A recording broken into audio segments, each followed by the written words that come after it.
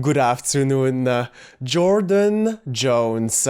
Welcome on VH Berries. Thank you. Thanks for having me on. I am extremely grateful because the quote you have tailored around your commitment to the right delivery is lined with intention, stitched with discipline, and offers warmth to everyone who comes close to your fabric. How are you doing today? I'm doing great. Was that my introduction?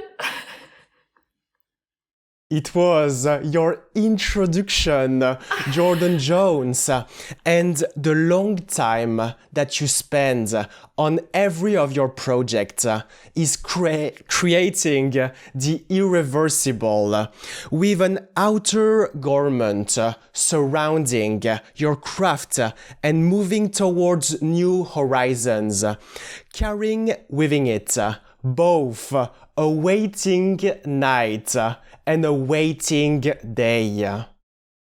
Is this poetry? When did you write this? That's after taking me off guard so much. Wow, well done. Thank you, I think. I wrote this, Jordanne Jones, because I would love to discuss about waiting day. Oh, okay. I see where you're going now. Explore. And I would also love to explore the trilogy of projects that you embarked earlier this decade under the direction of Grace Diaz.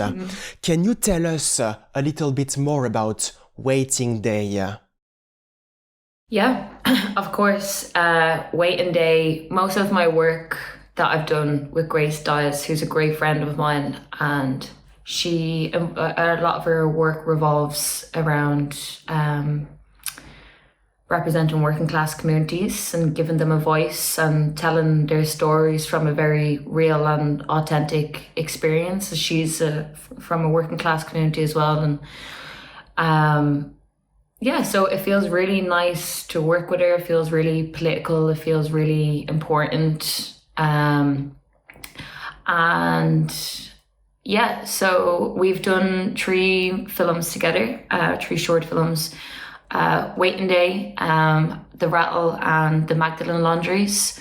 But we actually first met on an art piece, a public art piece, if that's what you want to call it, but called Not at Home, which was about the women travelling from Ireland to the UK to have an abortion. So that was done in public, which we were kind of speaking.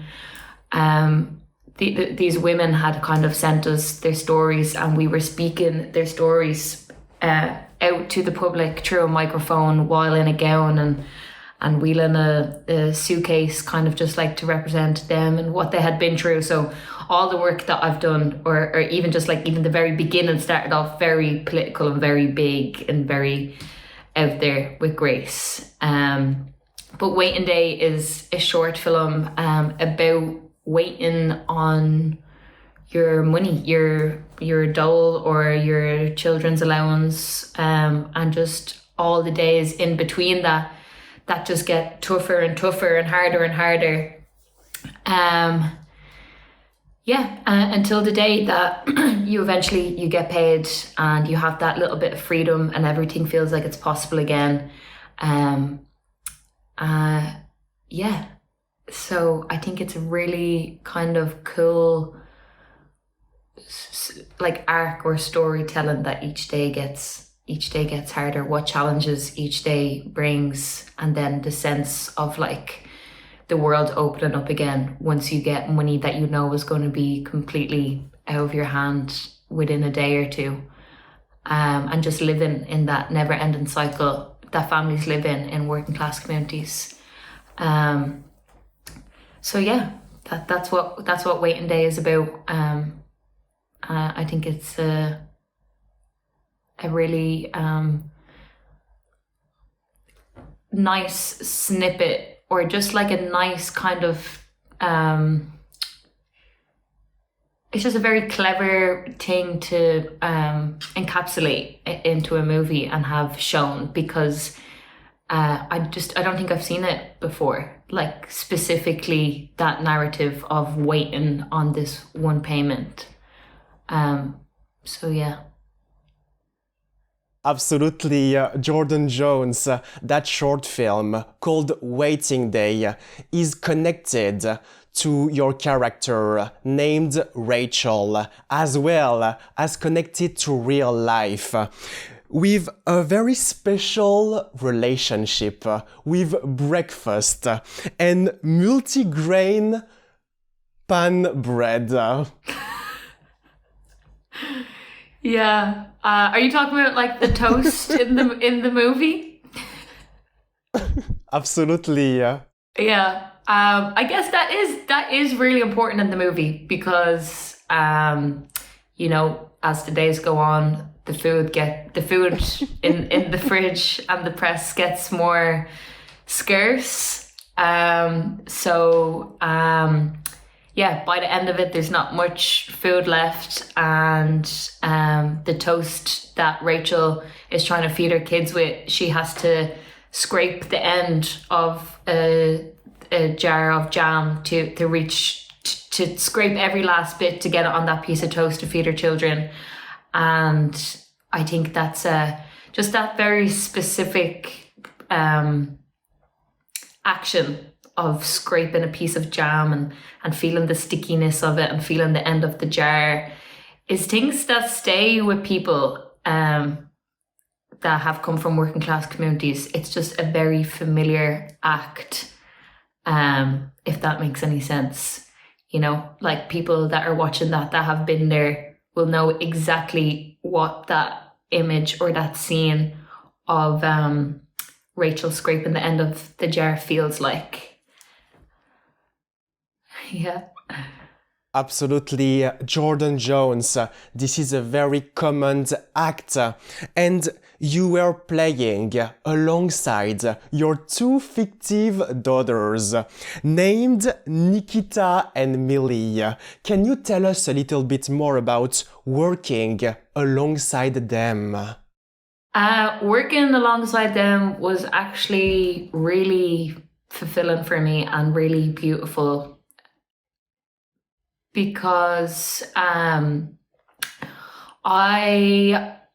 started out as an actor when I was 12 years old, and I done my first feature film called I Used to Live Here with Frank Berry, directed by Frank Berry. And again, it was about working class communities and it was actually about the ripple effect of suicide amongst young people in my community, specifically my community. It was based in my community, and obviously that was important to me because it was deeply personal, and I was dealing with a lot of what was being covered in the film, just, you know, crime, drugs, bad mental health, like what it was like to grow up in communities like this, the negative side of things, obviously. And so it was so important for me. Obviously I grew up always just in love with film, wanted to be involved with it in any way that I could possible.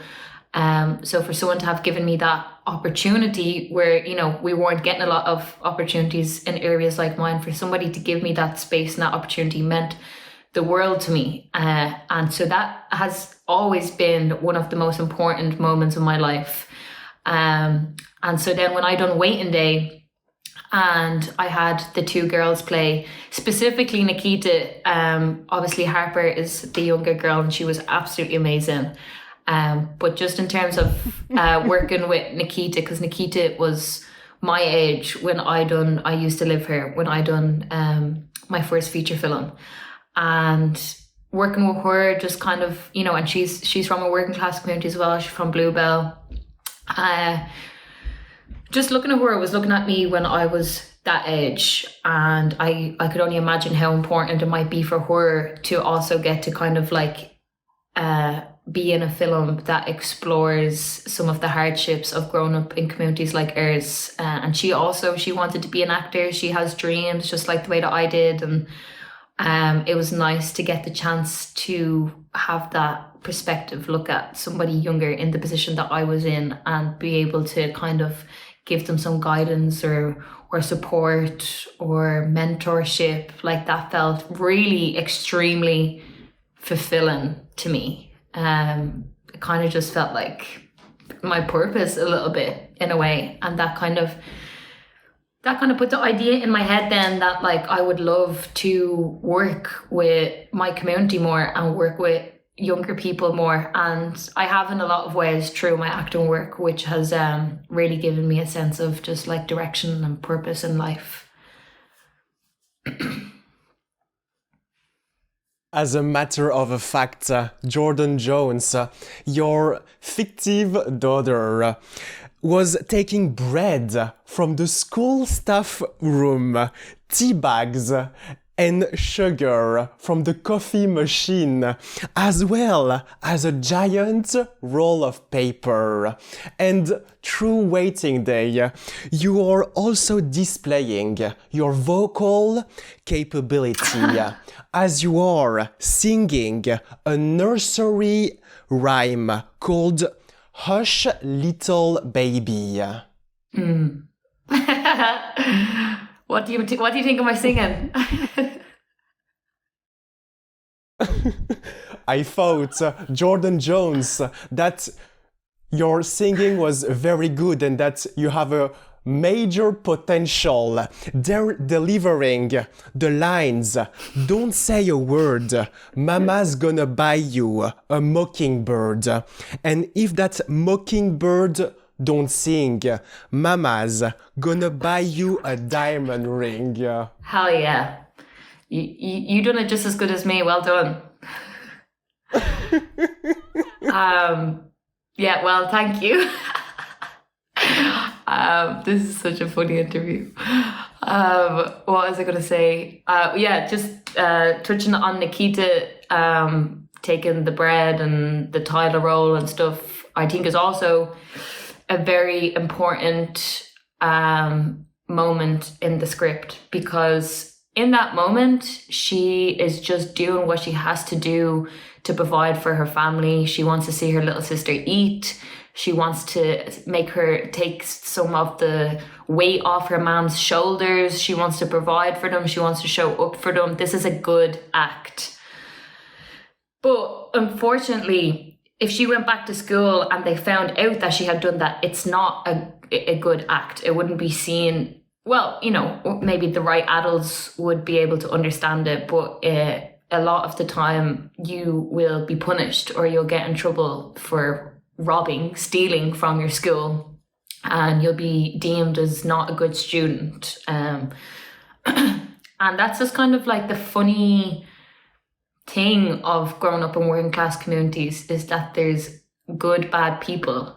And that's a nuance that not a lot of people understand if they don't understand these communities and they don't understand where people came from, is that, you know, stealing or what Nikita done comes from a good place. And then that kind of follows people as they grow up, you know. That's how they learn to live. It's how they learn to provide. It's how they learn how to stay safe. It's how they learn how to eat.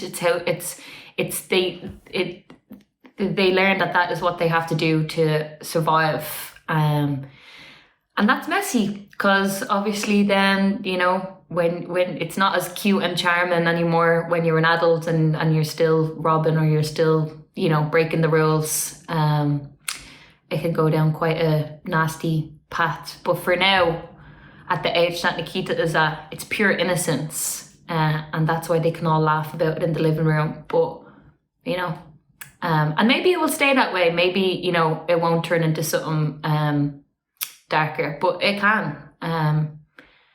And people from my communities know where that comes from.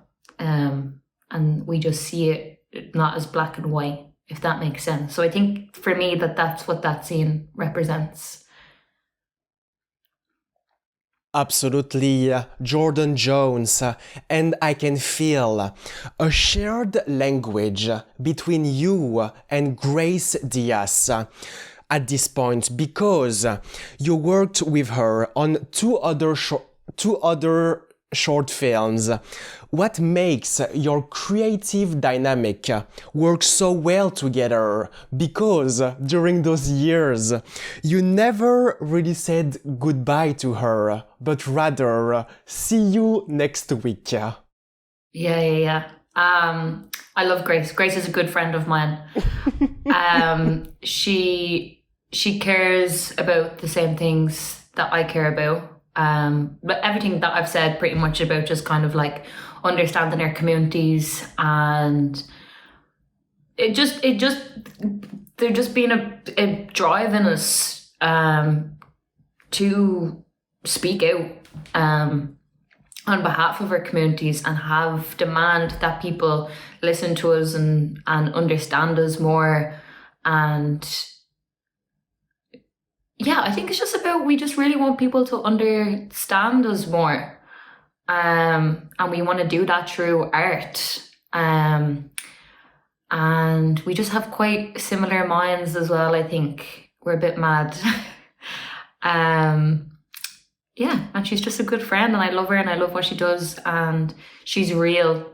And her work is honest and real. And I think that's the most important thing to me. And yeah, she gives me that. I feel safe in that. I feel safe in her work.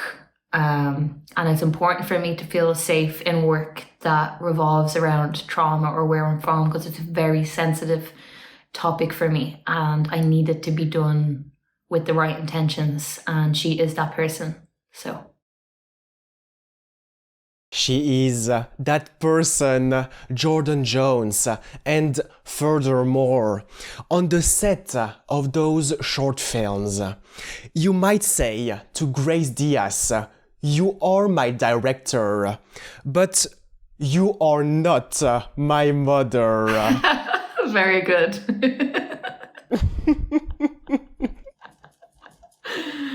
Yeah. I might say that.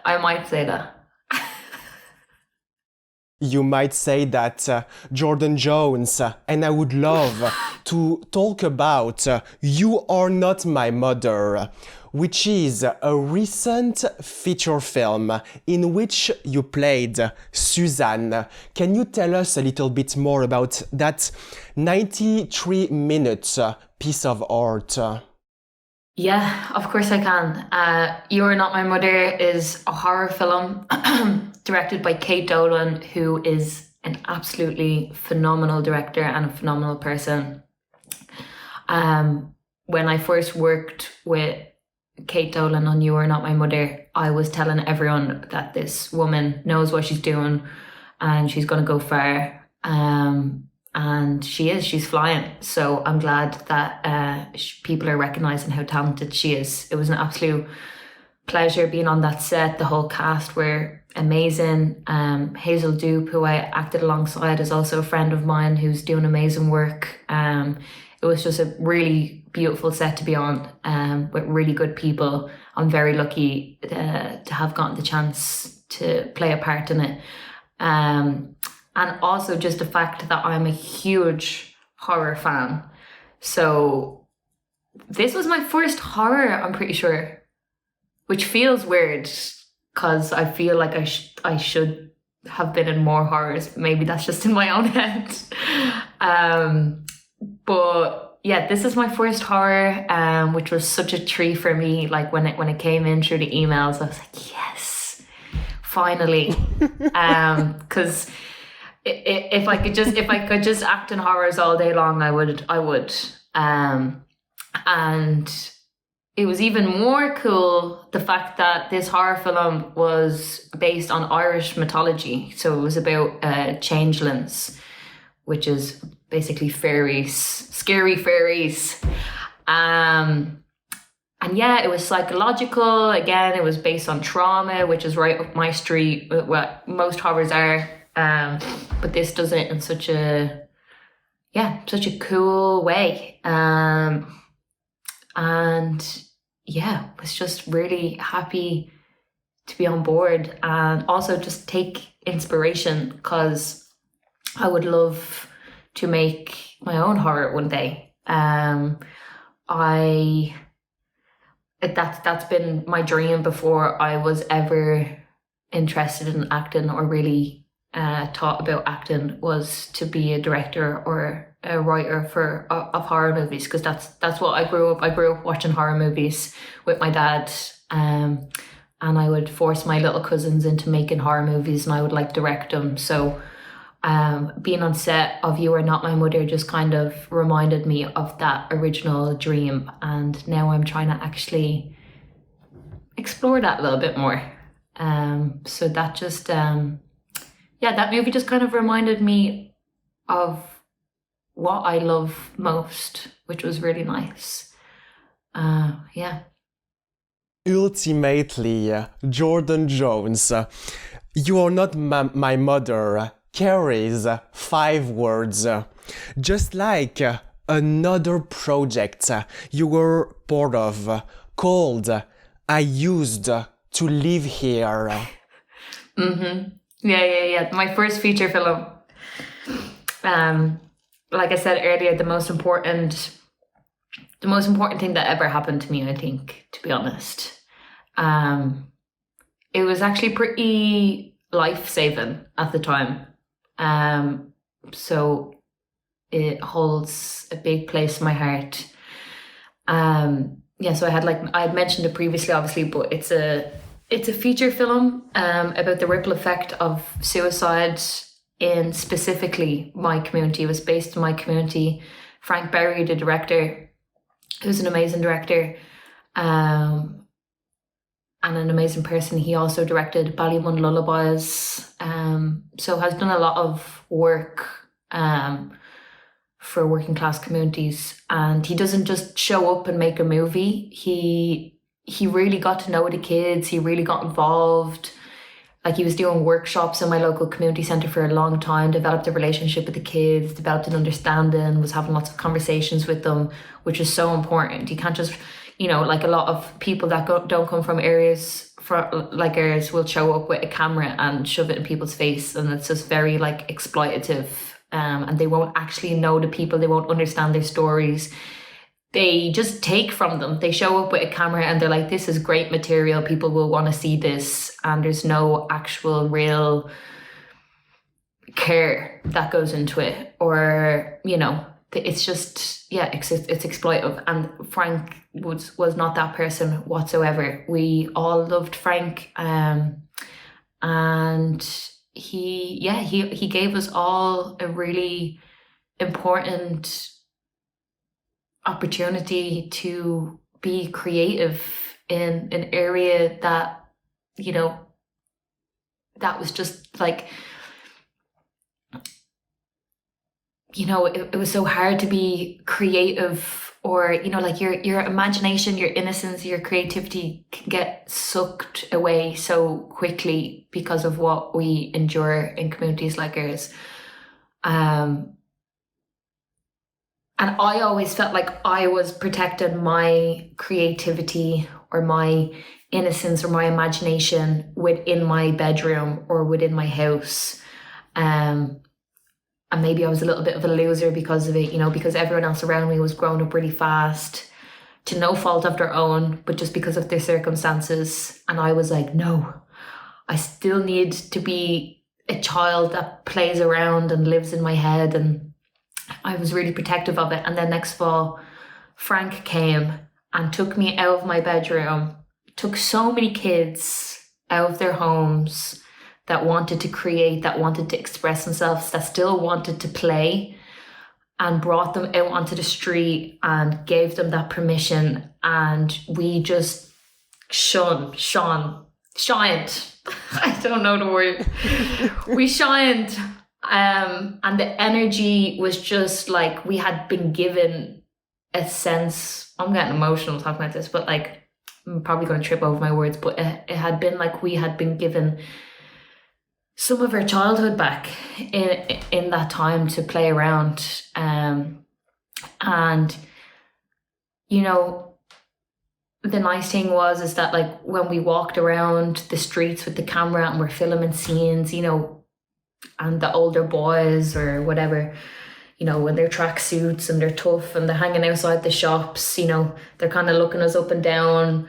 But then they get comfortable enough and they would get involved, and then we would get them into a scene where they're like acting out a scene with us, and you could tell that there was like that restraint there at the start, but they want to get involved and they want to be part of it, and it just takes a little bit of time. And that was so beautiful to see. It made me feel so much closer to my community, because I always just felt like this little loser who like watched movies all the time and wanted to keep playing and, you know, and making movies with my friends, and I was kind of getting told that I need to leave that behind me. And then in this moment, I felt like my community were coming into what I had always wanted to have with everybody around me, if that makes sense. I don't think I'm kind of getting mixed up with my words here, but like, for my community and the people around me who I felt so often kind of like disconnected from, come into a space that was so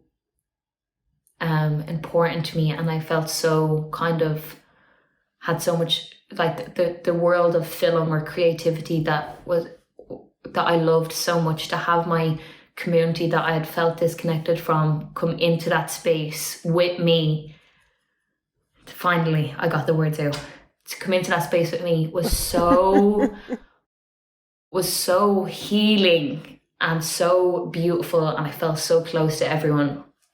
And I want more of that. I want more of that. And yeah, I used to live here, did that. And it also just allowed a lot of us, because of the subject matter being about the ripple effect of suicide, and it's dealing with crime and drugs, and we were all genuinely dealing with that in our lives, whether it was us, our friends, our family, you know, I'm definitely more than one family member. Like, this is it's a big thing for us. It's an everyday thing for us. And it's tough, and we carry it around everywhere, and we just need to get up and get on with our days.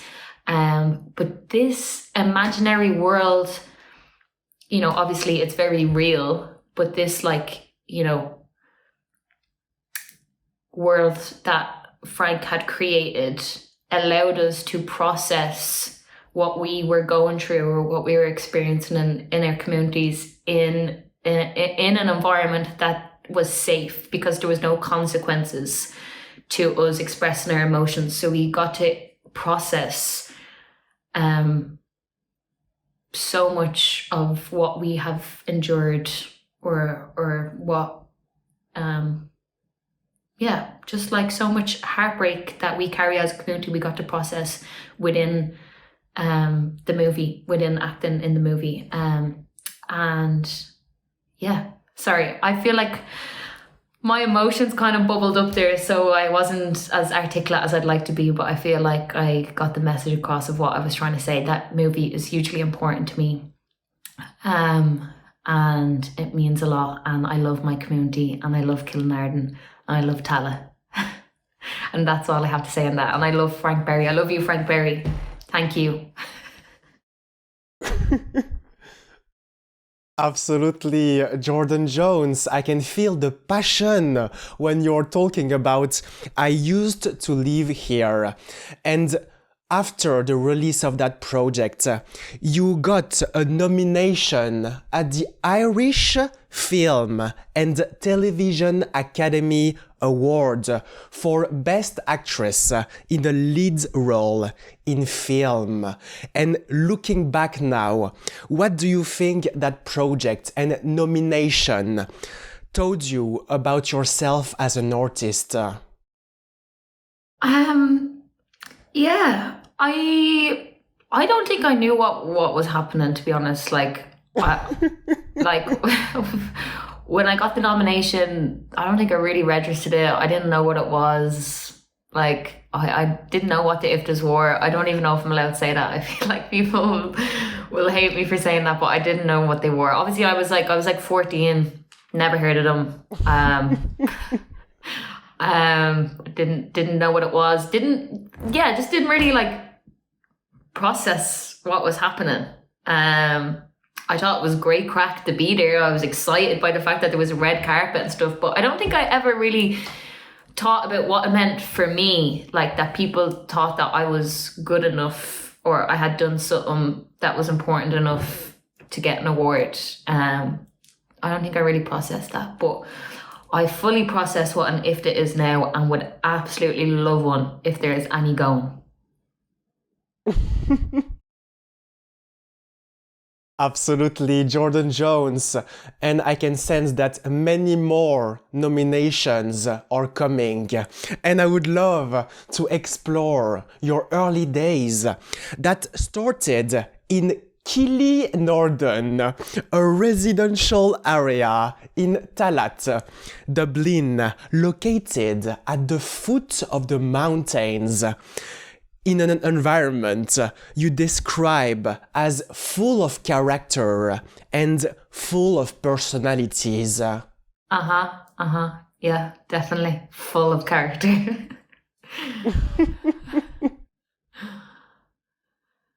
You want me to talk about what it was like growing up there? Absolutely. Yeah, loved growing up there. Obviously, like I mentioned, there was a lot of hardships, but I would not have it any other way, and I truly, truly mean that. I think where there is a lot of hardship and a lot of pain, a lot of trauma, there's so much love, and so much empathy and such a sense of community that all of the people have, because we all need to band together to survive and see another day and make ends meet, and that just really makes us into the people that we are, and I love that about us, and I can see that in us and I recognize that in us, and I'm really proud of it. So I would not have it any other way. Some of the funniest people that I've met are from where I'm from in Tallaght. And I have really good memories, like amazing memories. I feel like I've spent a lot of this interview talking about like the struggles and stuff, but I've had great times growing up there, and I miss it. Like sometimes I think about being a kid and it being summer with my friends and acting the bollocks and just having a laugh, getting up to mischief. Like it was just, yeah. They're probably some of the happiest times of my life, which I'm sure most people will say. And then I grew up doing boxing in a boxing club in Tallaght, which was really important to me as well. Such a great outlet. And yeah, just good crack. Like I don't know what else to say. Absolutely, Jordanne Jones, and you used art as a spiritual healing and therapeutical outlet. And as you step into writing your own script, where do you see your creative path unfolding next? Well, I would like to, like I said, when I was on waiting day and I was working with Nikita, that kind of just gave me some answers in terms of I want my work and my art to be directly working with my community and like with younger people, or I've done some work with my mom, Lynn Ruan. She does some projects up in Mountjoy prison, one of the projects being called Theatre of the Oppressed, and she does these like kind of acting workshops with the men in Mountjoy prison, and she actually invited me in, obviously because I do acting, so she invited me in to do some classes with the men, and again that was really rewarding for me. So just doing work that's involved with my community and younger people, or it just means a lot. And so I think that's the direction that I would like to take things in. Obviously, like I said as well, I'm a big horror fan, so I would love to make some horror movies. I'm writing a script at the moment that I'm hoping that I can eventually get some funding for it and get made, and hopefully through that I can just learn some things and keep kind of going in that direction of making cool shit. And it will always be important for me to hire and cast people from my communities and give them opportunities. So if I can blend horror and working class, maybe I could make like a working class horror. I don't know, I'm rambling here, but they're all the ingredients in terms of the direction that I want to go in. In conclusion, I look forward to witnessing how the emerging Jones vision continues to juxtapose fairy tale elements with groundbreaking truths, shaping a reality that feels both imaginated and deeply real. Thank you very much, Jordanne Jones. I really like that last part. Hell yeah. Thank you. And thank you so much for having me on as well. I really appreciate it. You've been great. Thanks for all the cool questions.